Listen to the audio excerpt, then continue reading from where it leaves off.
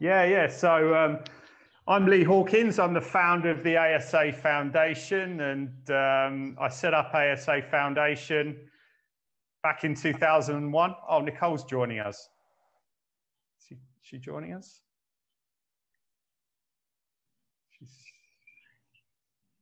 Hi, Nicole. Hi. Hello. Hi. Sorry, I was on a call with a team and I was well, you guys aren't in America. I was the only American and I kept being like, I gotta hop off, and we were using different software. And so sorry, I was having to move things around. No How are problem. you? We're good, thank you. Yeah, good, thanks. Yeah. It's, is it just the three of us right now? How is this? That's right. Yeah, I think we're live, and I was just about to introduce myself, and then you came on. So over to you, Nicole. Do you want to kick things off, or? I'm happy to.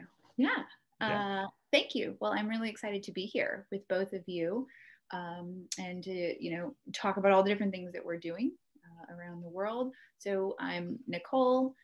I'm a doctor of public health, and I have a very long and strange history of working around sport, not in sport particularly. I'm not a professional athlete, but my background's in neuroscience. And so a lot of the work I've done over the years has been in the brain space, particularly traumatic brain injury as it affects American football, soccer, things of that nature. And then in the last few years, because of the work I do overseas, I've had the coolest opportunities to see sport and public health come together, whether it's educational opportunities for kids, or as of late, I've been running a nonprofit called Feed a Billion. And we use football fields in India as a means of feeding children better food and secure and making sure they can go to school. So I'm really excited to talk about Asia and Southeast Asia in particular and what we're doing overseas. Great, fantastic. Thanks for the introduction.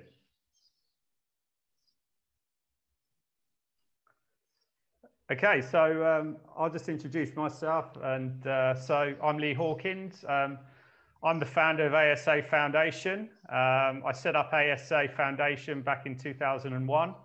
It started off as a hobby of mine. It was a small football academy working with street kids in Jakarta, and then through I work with international NGOs, international donors, governments, football clubs, sports associations, especially after the tsunami disaster in Aceh and the earthquake disaster in Yogyakarta.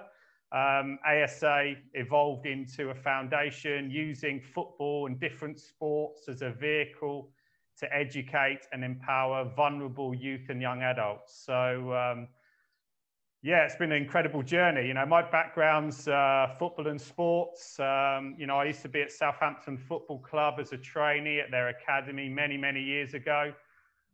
Football runs through my family, and so you know, that's my main sport. But I played a lot of other sports as well. So yeah, it's been a fantastic journey. And over the last, say, 19 years, we've been working with you know, the US Embassy, the UN agencies, football clubs such as Manchester United, Liverpool, FC Barcelona. Yeah, just running education through sports development programs. So yeah, fantastic projects. And we now work across Indonesia, Thailand, Philippines, Malaysia, Cambodia. Previously worked in Bangladesh as well. So yeah, that's just a quick introduction on me and ASA Foundation. Good, thank you, Lee. It's kind of interesting. I'm also based in Indonesia, and I've been here for 13 years, and I've heard many stories about Lee. And this is actually the first time I think Lee and I have actually met. And so yeah, it's been interesting over many, many years. And now we actually get to meet in a conference in America via virtual means. So yeah, the interesting way how sport and people can bring you together. But yeah, my name is John Hamilton. I'm the founder of Inspire. Similar kind of story in many ways to Lee, that I was passionate about sport growing up as a young boy and within the UK, and sport really was probably the most helped develop me as a leader, as a person. So I was always passionate about the power of sport, because I saw it in my own life, what it was doing and how I was developing as a young person. I did a sports science degree at university, but I was always aware that I was never going to quite make the grade to be a professional athlete. So I started down the coaching route. But I focus again on soccer or football. Yeah, forgive me if I use the term football. I'm not referring to the American football, but referring to soccer. So I started to focus on that. Started doing my coaching badges, and at the same time, I had the opportunity of coming out to Indonesia for the first time in 2002, and just loved the culture, loved the place. Similar to Lee, then in 2003, after tsunami, there was an opportunity of working with the UNICEF refugee camps in Aceh.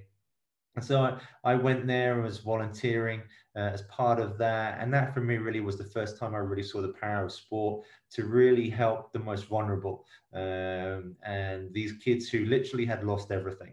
But in the midst of me going out and just doing some simple football activities, realizing that UNICEF could give them a home, could give them a tent, could give them food, could give them shelter. But actually through the power of football, we could give them back their childhood. And that spoke so much to me at that particular time. Came back, carried on coaching within the UK, within young offenders. To be fair, at the time I was coaching, but then in 2007 decided with my wife at that stage to move out to Indonesia, and we've been here. I completed my UEFA A badge, one of the youngest people to get it at that stage. And so then started the work of Inspire, and similar in many ways to what Lee was showing about ASA, studied with the Football Academy, and then things evolved into more of the sport development side of things as we started to evolve and started to journey. So that's a little bit about me. Similar, traveled quite extensively through Asia, some interesting places from out to Mongolia to North Korea, that we've done coaching courses there. And so interesting places that we've been able to go to through the power of football, and just kind of talk about how we can engage young people through development and combination of development and football. So that's a little bit about myself, and looking forward to the rest of the session. I just want to quickly jump in and say two things really stood out to me as you two were talking. And one is we all used many of the same phrases, but we came at it from opposite directions. Whereas I was working with the most vulnerable, and then realized through the power of sport, we could engage all these communities that we were struggling to get to otherwise, as opposed to using sport as the vehicle. Like I came into it the other way. And then I also think it's really interesting, having worked in Nepal and Bangladesh and all these other places as well, just sort of framing, because there's a lot of Americans on this call, how much of the world is encompassed by the word Asia, which is what this panel is about. And so, in this conversation, we're going to be talking about a lot of different places in the world that are Asia. I think it's incredibly right, Nicole. I think it's something that's really talked about in the sport development sector. It is the fact that there's two sectors coming together that are completely different. Now, we've got the sports sector and we've got the development sector, and they're coming together in this sport development, and the culture of the two are very different. And I remember there's one organization, very famous, not going to name who they are, who are from the sports side, who turned around to me, said, they were coming, helping us doing a gender-based violence program that we were doing. And they said to us, John, we have to do the little talk about gender-based violence just to tick the box, to get the money, so then we can do what we want, which is to do the coaching, the football. So you've got the sports side who sometimes look at the development side as a kind of a means to kind of generate more money. Then you've got the development side who kind of sometimes sees sport as a great way to hit the crowds and hit the numbers. And I think as a sector, we're still trying to work out how can we combine the two, and that we honor sport, because sport is a good thing. And how can we honor the development side, because we're passionate about the causes that we're trying to do. And so I think there is an element sometimes as a sport development sector, we're still growing up. And because of this culture clash between the two different sectors. And I think that might take some time for us to kind of work that one through. But I think it is so true, Nicole. We look at things depending on our background completely differently when we come into this sport for development sector. Yeah, we've also, similar to John, we've had partners come to us and say that, we're not really interested in the sports side of thing. We only really want to do education. We want you to focus, on classroom workshops with kids. We're not that interested in them. They don't really understand how you can use the power of sport to educate and empower vulnerable youth and young adults. So yeah, we've had a lot of partners come to us and not really understand how you can combine the two, the education and the sports development to empower people. I would say there's a positive to that, though. For me, the learning curve has been steep.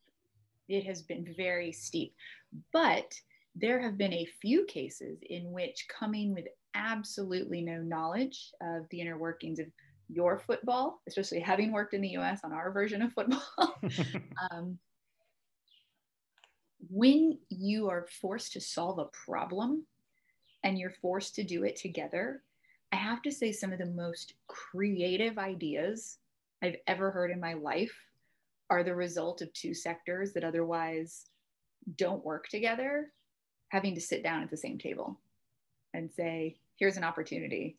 What are we going to do about it?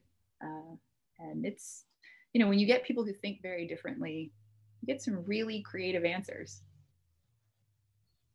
Yeah, I think we are starting to see that, Nicole, and I think that is exciting because I think we all believe in the sector, and I think when that happens, I think the opportunity for the sector to continue to grow, even in the midst of the pandemic, even in the midst of the impending economic depression that is going to happen, I'm still very positive about the sector as a whole because I totally believe in the impact that we're having because of these two dynamics coming together, and I think it is exciting. But yeah, there is sometimes a bit of a culture clash as well.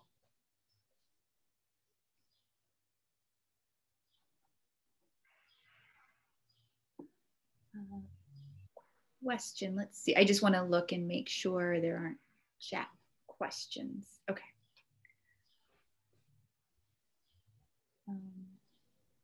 No, not yet. So I encourage people to ask questions if you're listening.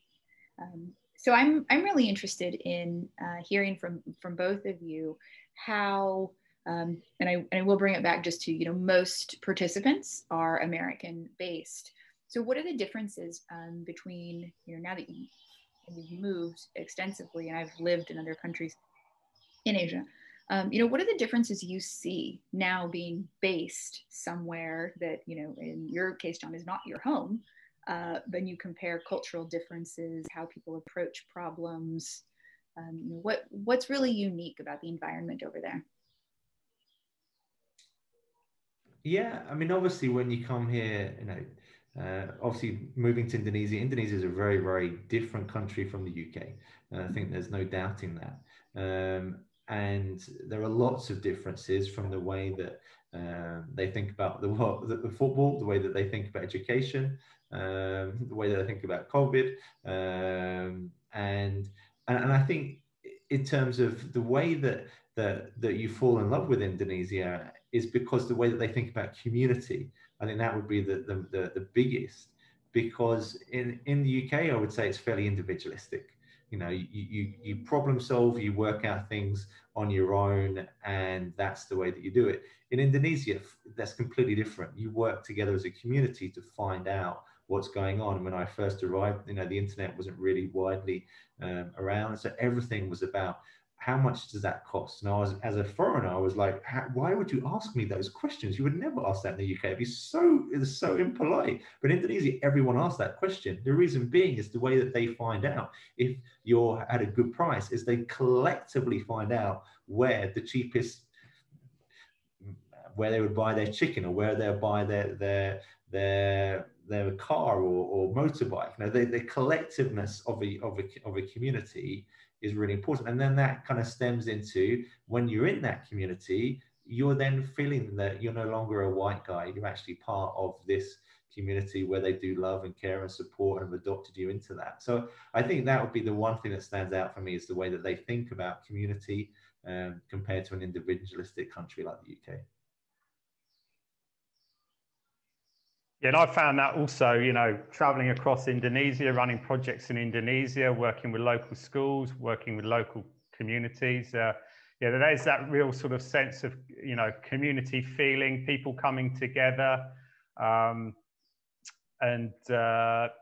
then when moving, you know, across to other countries as well, in places such as Cambodia, Thailand, Malaysia, again, working with local schools and communities, it's very, very similar. And we come across very similar problems as well, whereas, you know, there's a, you know, the lack of health, education is low in some of the community, the rural areas. And we work in a lot of remote areas as well, you know, places which don't have, you know, a good level of education. There's poverty, there's social issues there.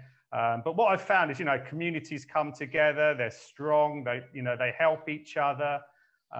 So yeah, very, very similar feeling. I agree. And what you both said about community versus individualistic sort of societies, that really registers. And I'd say even from a leadership standpoint, when making decisions with local partners all over the world, particularly in Asian cultures, we have to make group decisions and we have to make community-based decisions. And there may be something that we think is obvious, and we have learned that if it's not for the greater good, it is not an obvious solution. And so that's been certainly a place that we have to sort of check our assumptions at the door.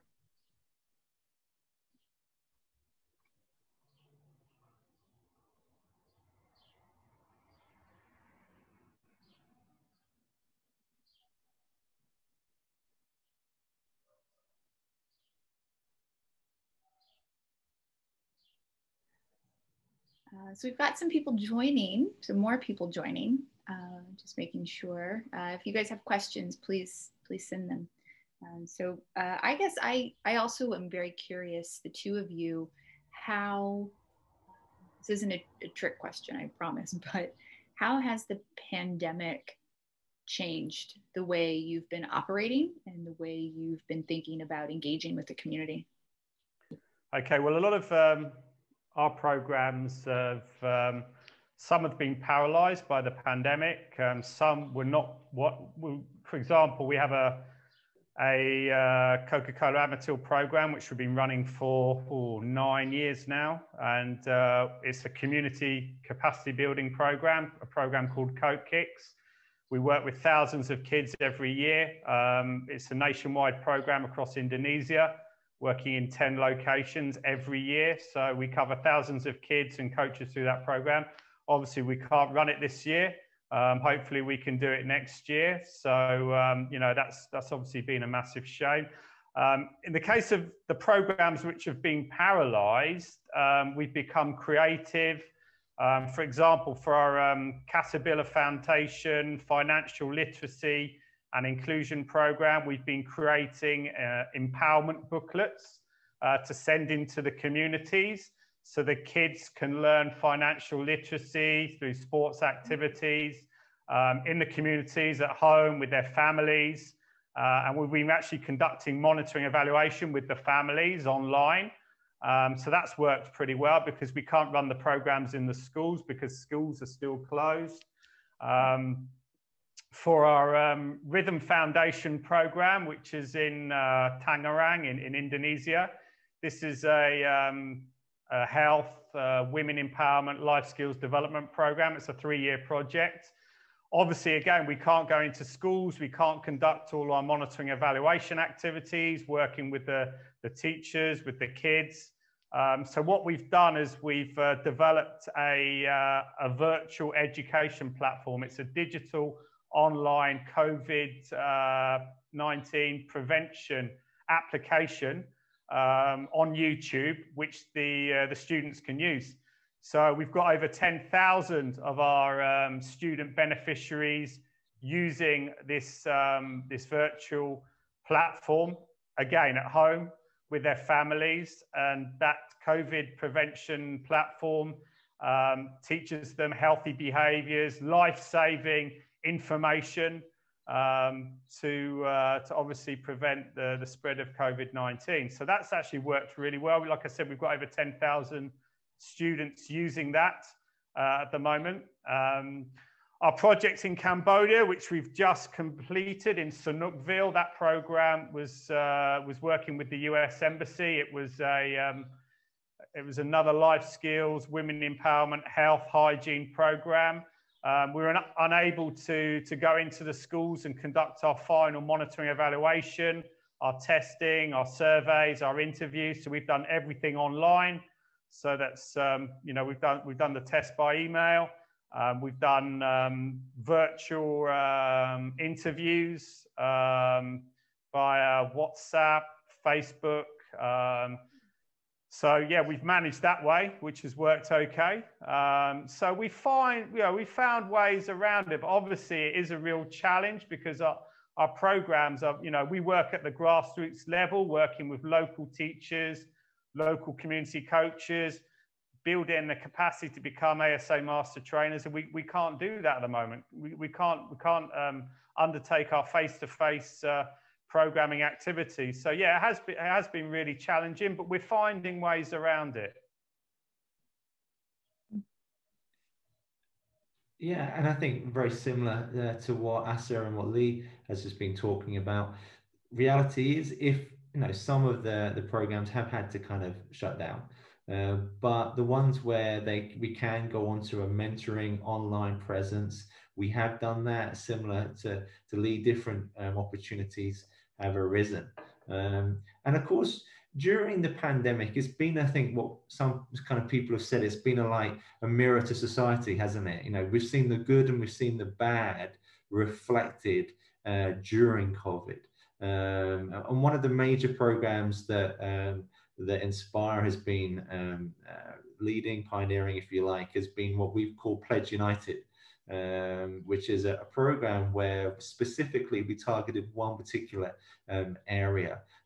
Within Asia, UNICEF did a study into the level of rape within Asia. And 26% of men within Indonesia admitted to raping a woman in their lifetime. 50% of those who first time offended were teenage boys. And the reason they gave was entertainment and entitlement. And so when you're hearing stats like that, and we checked that out with the Indonesian government, and they reluctantly agreed with the stats. And when you're hearing stuff like that, and predominantly, even though we do lots of girls empowerment work, but predominantly the main beneficiaries of what we do are teenage boys, you realize that you have to respond in a way to kind of tackle this, because this is a major silent pandemic within Indonesia, within Asia, and we know that it actually is a global issue. And obviously, the Me Too campaign was is an example of how this is not just an Asian issue. And so then, as a result, we put up this program, Pledge United, and we've been running it successfully throughout 19 different cities within Indonesia over the course of the last 2 years. But in the midst of the pandemic, we were just coming to its conclusion, and obviously it hit. And so then what we ended up using then was national team players, where we would use Instagram Live, and then getting them to kind of then interview them, and then getting them to pledge to respect, and then using social media. And so over the course of the last kind of 6 months, we've had over kind of 80,000 young people engage in these kind of causes and these things through using the platform of professional players, which is one way where we can continue to get the message out, because we have seen during COVID, because of lockdown measures, gender-based violence has increased. And so the need for what we are doing has never been greater, but obviously the access has never been more difficult. And so then it's just trying to find creative solutions that are the second best option. The first best option is taken away, but what is the second best option? And so then we've tried to just use, influencers, social media influencers, and within Indonesia, for example, is the largest user of Instagram in the world. And so, how can we, use that platform and that vehicle to continue to get the message out, especially at this particular time when the need has never been greater. So that's kind of one example, concrete example of how we've adapted and changed our approach to get the message across. We've had a much harder time, I'll be honest. We can't do online or virtual food. So feeding children has been a real challenge during these times. But I appreciate what you said about these silent pandemics. And there are many.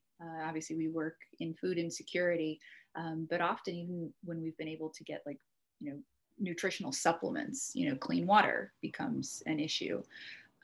And we've had a lot of, I'd say, positive and negative consequences that we've learned as the pandemic has gone on. And for us, one of the things that has really shown through for us is back to the power of sport. No matter what is going on, children will play.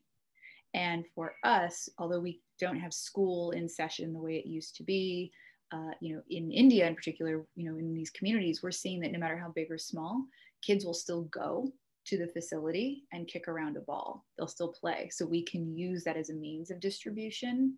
And we've had really great results. In fact, in the past, we have found that, so I guess I'll start with a negative consequence. We found that when we provided a meal to girls, in many instances, when their families found out, they actually took a meal away, learning that they had gotten their meal. So you talk about gender-based violence, but there's a lot of ways that gender issues present themselves. And in this particular case, the meal was supposed to be an additive, not a substitute for another meal to give to a male child. And so for us switching, it's been great during the pandemic. So instead of providing like a hot, nutritious meal, we can actually provide a supplemental shake. Like we think of like a protein shake before you go work out. But that shake actually has all the nutritional value that a young body and brain needs for, daily nutritional requirements. And when it's presented in that medium, a family doesn't think of it as a meal, as a substitute. It's just they're taking a chocolate drink. And so that is actually, something really negative that we've turned into a positive, because it's much easier to distribute a protein shake or a packet of powder than a meal. So that, for us, that has been a really cool growth moment that came out of this. The downside for us is by not having all those in-person touch points, especially when you look at young girls, they go to football fields to have fun and to play. It's usually a means of also going to school because they're near schools. And, now I hesitate to use the word trafficking. My hesitation comes wearing my American hat. Americans have a very uniquely bad concept of what human trafficking is. And often when you present things that look like labor trafficking, they don't realize that's what human trafficking is. It's often viewed as sex trafficking here. And so we created a tagline for our organization that just says preventing exploitation. And our purpose in doing that is, particularly in these times, the way children can be exploited looks like many different things. And it could be marrying off your daughter a few years sooner. It could, there's sending them to go work as an indentured servant somewhere. And for us, we realized when you boil all those things down, if you can meet their basic needs, parents and families make very different decisions. Food is at the core of that. If they don't know where the next meals are going to come from, it makes a lot more sense to send your daughter to go live with someone else via marriage or work. But that means that when the pandemic's over, she's not able to go back to school. She's been married off, or whatever else. So we've had some real challenges, and yet we've had a couple of, I think, what will be very long-term successes that have come out of just resources being so constrained. So it's definitely taken a toll on what we're doing, but it's also, I think, helped us refine our mission in a way that in the future we'll be appreciative of. Yeah, and I think that's a very many people have experienced that they've refined what they're doing. They've kind of come back to their true vision and true purpose. Because yeah, in a time of crisis, you're going to cut back, you're going to just focus on what's the greatest impact. And I think that's could well be a very positive thing, because there are times when, I'm sure Lee can, also, say that so many things going on, you're doing things, growing, all that kind of thing. And then you kind of go, okay, in the midst of the pandemic, what is it? Where are we of greatest, where's our greatest contribution? And what can we do? And how can we give back? Because yeah, I think during these times, it causes you to take that time out in the midst of the busyness. Sometimes you sometimes forget.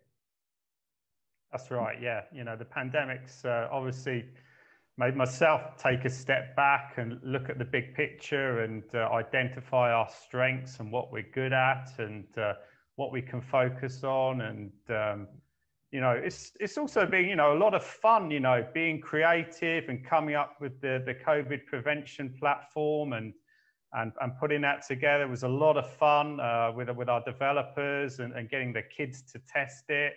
I had kids in Indonesia testing it. I also sent it overseas to the UK for kids to use it there as well, to see their feedback. So yeah, it's, some good things have come out of it.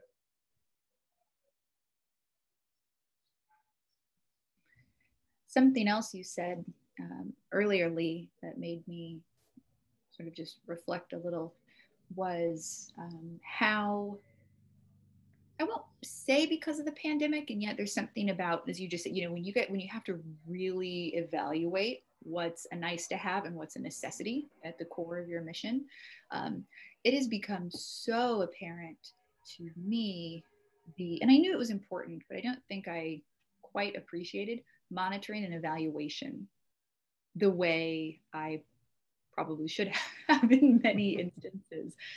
But all of a sudden, when you have to really get down to the nuts and bolts of what is possible, what is not, what is top priority, what is a nice to have that we can come back to later, which organizations are doing, everything by the books, which are sort of making it up as they go along.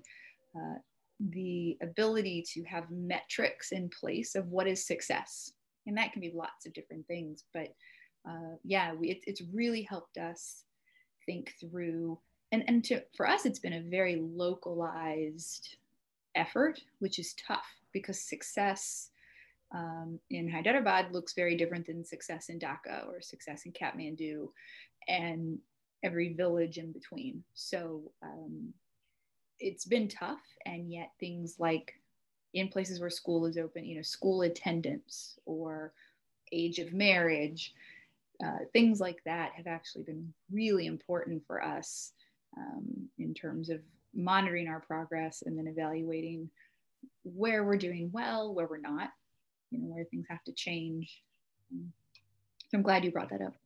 And have you been doing a lot of sort of like virtual monitoring evaluation, a lot of video calls, and maybe you could tell us a bit more about how you've been doing your monitoring evaluation? A lot of video calls. Yeah, yeah. A lot of forums, a lot of WhatsApp forums, for example. For all our, even before the COVID pandemic, because our programs are training a trainer based. So, what we do is, we work at the local grassroots level with local coaches and school teachers, probably similar to what John does. And, we build their capacity over 3 days to run the ASA programs. They then return to their schools and communities, run our program on a weekly basis. And then the idea is for us to conduct weekly monitoring evaluations. But even before the pandemic, we set up WhatsApp forums, line forums in Thailand, because they're all big into line there. They don't really use WhatsApp that much. Facebook forums as well, so that we could monitor and evaluate all our beneficiaries online on a weekly basis, get them to send in their training data and the successes, programming footage. So we were doing that, even before the pandemic. So yeah, obviously, yeah, those vehicles help a lot. You know, using social media, as John pointed out. You know, Instagram is number one in Indonesia. I think Facebook is as well. A few years ago, someone told me that Facebook's biggest following was Indonesia.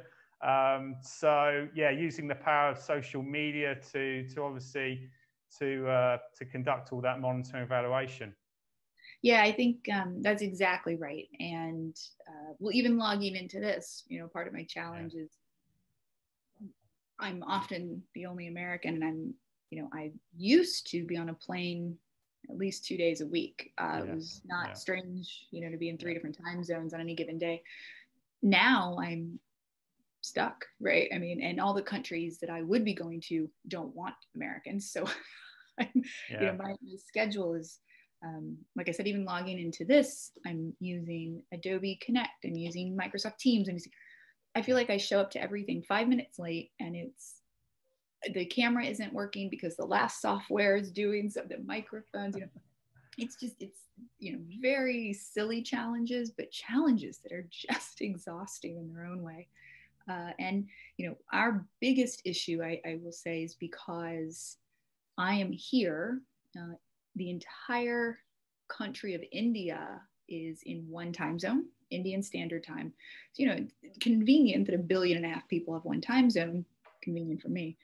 But it's 9.5 hours. And then we have board members all over the world, and trying to get decisions made is, just to get a call scheduled, set up where everyone can use the same software and log in. And like I said, and we're working in some places where we're struggling to have clean water to mix with the protein packs to provide nutrients.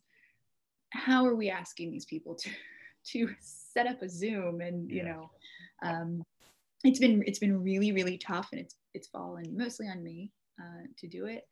And because of the time difference, 2 a.m. for me is optimal meeting time for everyone in India. And so I've learned to nap.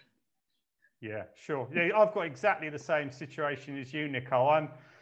Technically I'm based in Indonesia, in Jakarta, but I'm currently in Brazil, in southern Brazil. So I was as I was saying to John before we came on, I was actually visiting some football club foundations in Costa Rica and Brazil when the pandemic severely hit Asia and Europe. And I decided to bunker down here in Brazil, see how the situation develops. And then obviously the pandemic went worldwide. It hit the US, South America. Brazil has been severely affected and is one of the worst hit countries globally. So my plan didn't really work. So I'm still bunkering down here and seeing how the situation develops. And, hopefully soon I can get back to Asia. But I'm very, very, very, the way I work is very similar to you. That I'm always bouncing around projects. I'm visiting the projects across Indonesia, Malaysia, Thailand, Philippines, Cambodia. I'm always on a plane, and obviously at the moment you just can't do that. It's not possible to travel to these countries and visit the projects. So I'm better off where I am, working remotely. Obviously the time differences are not great. It's good for today because I'm only 2 hours ahead. John's John is he's around 10 hours in front, I think. So it's around midnight for him. So yeah, if I was in Indonesia, it'd be a bit more challenging, like John is today. So, but yeah, I've got long days. I'm having Zoom meetings at 11 o'clock, midnight, 1 in the morning, which is not ideal. But it is what it is at the moment. I just have to get on with it. Yeah, and something about what you just said triggered something for me that's in the wheelhouse of what we're talking about, and yet a little bit outside. But for us, a challenge outside of the physical virtual communication has been, I'm trying to choose my words very carefully, community communication. And so we have one instance, and I won't name any partners involved, but because the way we distribute is very local. Like I said, every community is very, very different. And feeding children comes down to literally, you know, schools. I mean, we'll make decisions. It's that specialized. And we have one community, a very big one, that the misinformation and disinformation campaigns happening around the virus are so great that we actually have a person who's from Europe, but he and his family were living somewhere in Asia. And in the middle of the night, they were run out of town because somehow it had become known via WhatsApp that they, the white people, were the carriers of COVID-19. And that was how it had come to their community. That is a very unique case, but it was one of those moments where it just struck me that, you know, we hear about the misinformation and disinformation campaigns around things. And I mean, we even watch a tweet go viral that may have just been a snippet taken out of context, right? And so it's really hard. And so, you know, we've not had the bandwidth yet to really address that issue, but that rebuilding of trust for us in the community, I don't know how that's going to go.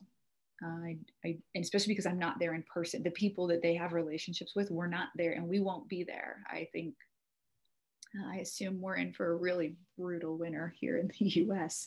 So I don't anticipate being allowed to go back until spring or summer of next year. And so, you know, that's presented a whole new challenge of how do we distribute food if no one there is trusted, and the few people who were have been literally run out of town. It's created a whole new scenario of issues for us that, I mean, honestly, we're just not 100% certain how to address. Yeah, I mean that's it's a tough one, Nicole, and you see that some of these kind of local gossips in many ways, you know, like, oh, COVID is the white thing, you know, and we see it on the other side of it here with sometimes in Indonesia, it has like, oh, it's the Chinese thing. Oh, I know, and then the racial tensions that are already under the surface, it's just brought them to the surface, and so if there are any kind of, you know, some discriminatory views, I think it's just brought them to the fore, and allow people to discriminate in a way where they can be open about it.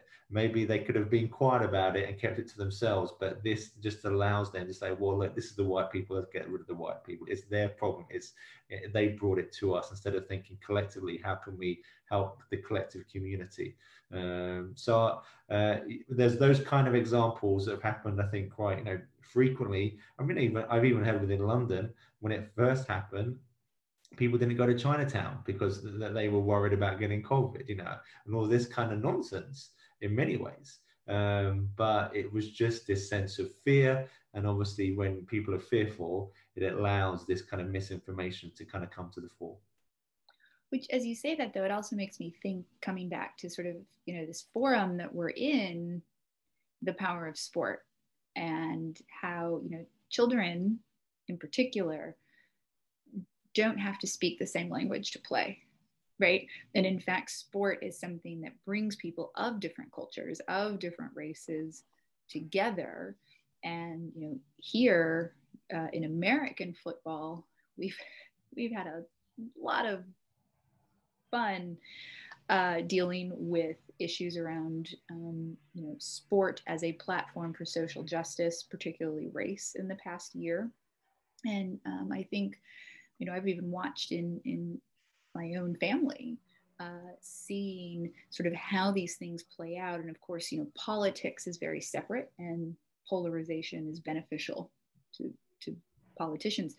But when you have so many athletes that people admire and they look up to, that are of a different race or biracial, or, you know, come from completely different communities, I think that's been a really nice way for a lot of people to see, like, values didn't change, you know, people didn't change. It's the stuff happening around us. It's bringing a lot of things to the surface, but the people that are role models, the people who your kids look up to, those are the same humans. And just because we're different, it's no reason to let noise and the chaos disrupt the way we look to sport and to athletes as role models. And we have been clamoring. I mean, America in particular has just, without football, baseball, basketball, I mean, it was just something that was unfathomable to Americans. And I thought that spoke to the power of sport. Definitely, you know, the role models are very, very important. You know, you just touched on that. You know, we've been lucky enough to, over the last, say, 19 years, to bring over a lot of, you know, sports people from the US, from the UK. You know, was it 5 years ago, we brought over some US, you guys say soccer, the US soccer stars. We had Eddie Lewis, who John probably knows, played in the UK. He played at Derby and Fulham. He was also at LA Galaxy with David Beckham. He was with the US team. And then Tiffany and Tim Sahayadak. Tiffany was a former World Cup winner. We brought her over. Those three famous sports stars came over to Indonesia. It was part of the US Embassy program, and they visited our conflict resolution projects in Serang and Solo in Java.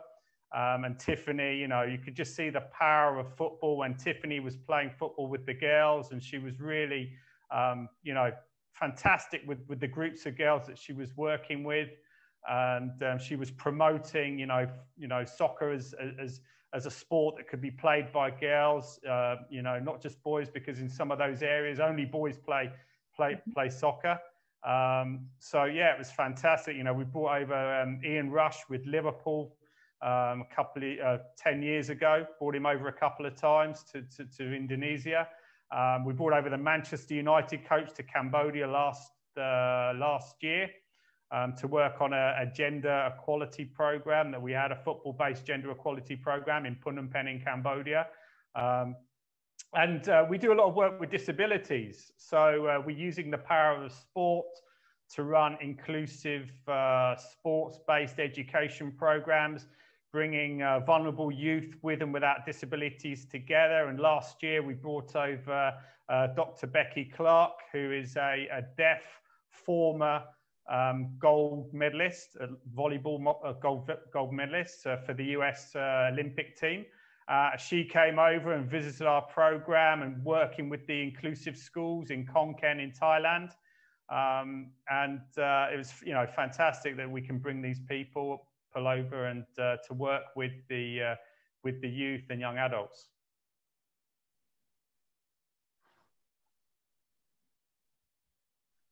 Yeah. And just to kind of come back to something that you said, Nicole, about the power of sport to bring about change when there's misinformation, because you're not going to tackle misinformation with education, because people are convinced of their views. Yeah.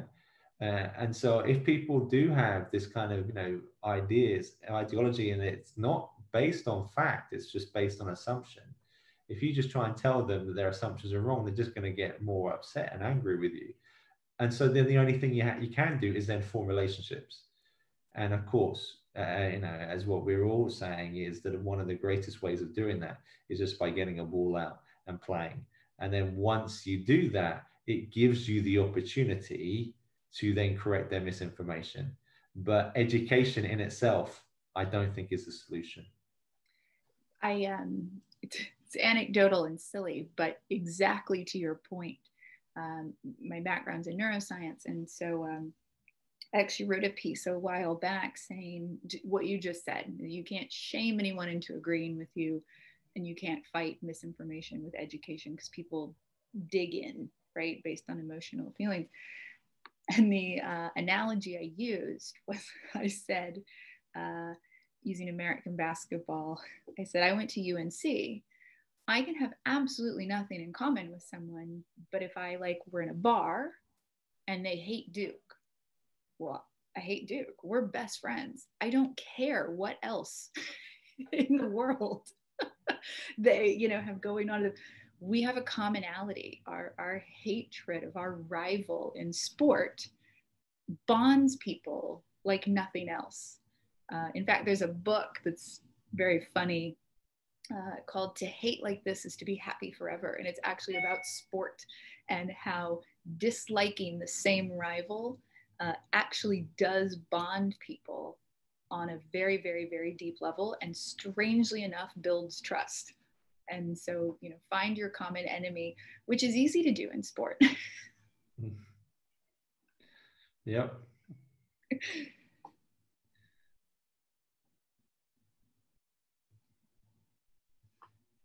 So there's just a few minutes left, I see. Is there anything in particular that you would like to share about the work you're doing, or what you have planned for the future? Or maybe just, you know, some closing thoughts about sport, and particularly the work you're doing in Asia?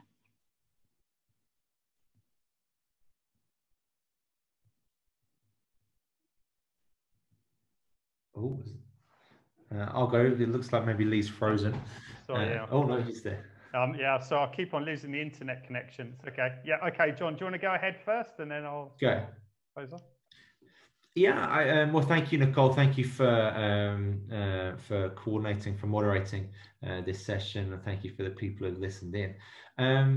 Yeah, I think in terms of as we look forward and as we kind of look beyond COVID to the post-COVID world, I think there's no doubting that I think we're going to see the power of sport be needed more than ever. Within Indonesia, for example, there's been no schooling face to face, and when the schools won't go back to meeting face to face until January at the earliest. And so you kind of have had 9 months where kids have not kind of met in that school environment. They're still hanging out in their communities, as again, communal culture. So they have had that sense of being with their friends, but the discipline of going to school has been lost for 9 months. And could be very difficult. So I really do see and believe in the power of sport to really kind of help young people reintegrate into kind of society in terms of kind of the educational piece that they will be so needed. So as I look beyond COVID, I am excited by the role that we can play as a sector. I think we're going to see so many mental problems come out of this time. And obviously this kind of, what's the word? Craving for the internet, craving for the phones, craving for the kind of the mobile device addiction, I think is something that we're going to have to be able to kind of break as well. And I think that one of the ways that we'll do that again is through sport and trying to get young kids to put down the device. I know I'll have to try and break it with my 2 boys because they've been online all day. You know, that's what they're having to do. And then obviously the way that they sometimes release is sometimes to play on the Nintendo or whatever it may be. But of course, it's not good for kids' well-being. And so I do see going out of COVID-19, the power of sport, the power of play, the power of being with other people is going to be so needed. So I look forward to the future, believing in what we are doing more than ever. But I also understand the challenges that we will have within this kind of, with resources being limited during the next few years because of the impending economic problems. Will mean we all have to focus on our vision, and going back to what Lee was sharing before, the monitoring and evaluation piece is going to be key, because the NGOs that can prove that they are effective in actually meeting the needs of society will be the NGOs that continue to grow and to go forward. The ones that are doing nice work may be the ones that disappear, because if they can't prove that they are actually having an impact in bringing about successful change, maybe the ones that actually don't survive. So I encourage anyone listening, the M&E piece is a key piece in the future sustainability of any NGO, because we have to prove the ability of why people should give us finances. So I look forward with hope, Nicole, for what we are trying to do. And I believe in the power of what we are doing beyond COVID-19. Yeah, and I just want to follow up quickly and say, as you talk about that monitoring evaluation piece, I mean, at the end of the day, when people donate, we're just stewards of that money, right? We're putting it towards something else. And so, as you were saying, like, it's our responsibility to be responsible stewards. And the only way you can really do that externally is to show people through an impact report or something like that what they are getting for, whatever it is that they are giving. That's right. Yeah, we're on the ground implementers. So, we have to, like you say, be responsible and prove to our partners, our donors, that we have that capacity to provide, good monitoring evaluations using matrices, recording, all the footage, the surveys, the interviews, the theory testing. When we were working with FC Barcelona Foundation, so we're the regional partner for FC Barcelona Foundation, and we work with them across Indonesia. We were reporting to them on a weekly basis with our monitoring and evaluation. So that's the way that we now set ourselves up, is to work on a weekly basis to conduct that monitoring evaluation in schools and communities. As John pointed out, with schools, we don't know when the schools will go back to Indonesia. People did say maybe January, but I don't think that that could be the case now. So we have to find ways around it. We need to be creative. We need to look at the digital tools that we have. In some other countries where we work, so Malaysia, Thailand, Cambodia, Philippines, there's still no school. In Cambodia, I believe some of the schools have gone back. So we're talking to partners now about running, being able to actually do face-to-face training and trainer programs, obviously under strict COVID protocols, to actually work with communities and schools there. So, I do see the light at the end of the tunnel in some countries. Also in Thailand, they've managed the pandemic a lot better. And we're talking to partners there about setting up new programs in Thailand. So, I do see light at the end of the tunnel in some of the countries. Yeah, and I think just to close this out, because we're approaching the hour, I agree. We're all in different boats, but we're very much in sort of the same, bigger boat here. I think for everyone, there's two things sort of competing here, which is the need for normalcy, the need to get back, to some sort of, or as John said, I think reintegrate, children back to predictability, which they need for growth and stability. At the same time, we're in a place that the timelines that have been thrown out, every single one of them to date has gone out the window. So when I hear January or anything else like you, I can't help but think in an ideal world, and I'm not going to hold my breath about it. So I think for anyone working overseas, the keys are to really focus on that monitoring evaluation. Even in these hard times, it could be that you're collecting metrics that you never envisioned you would ever collect, but they're going to prove really valuable on the back end. And it's the only way to learn all those unpredictable things that sort of played themselves out. But then also just this is when it's so important that you have, whether it's a board or, just your volunteers, your partners, whatever it is. This is kind of the crisis situation that you hope you never have to plan for, but you plan for, which is how do we do the best with the least amount of resources and the most challenges.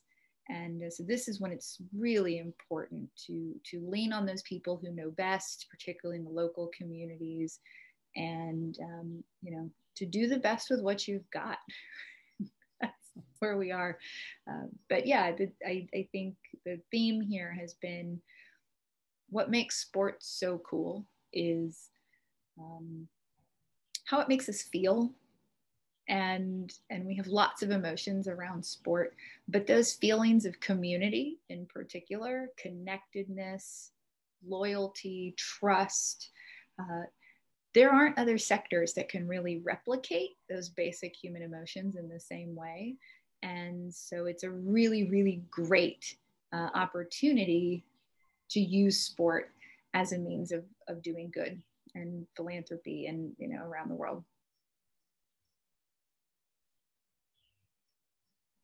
So I think that brings us to the end of our hour. So thank you both for joining. I've loved meeting you and hearing about the work you're doing, and I have no doubt we will follow up. Well, thanks for moderating, Nicole, and having us on, and great to meet you, John, finally after all these years. And let's keep in touch, and hopefully we can catch up in Indonesia when I'm finally back. And thank you so much for the session today. Yep, Nicole, thank you. Appreciate everything. I think we're back on tomorrow. So I'll see you probably tomorrow, Nicole. Yeah. And yeah, Lee, we'll catch up sometime in the future. Hopefully it won't take 13 years. Okay, take care, stay safe. Yes. You too. Have a good day or night.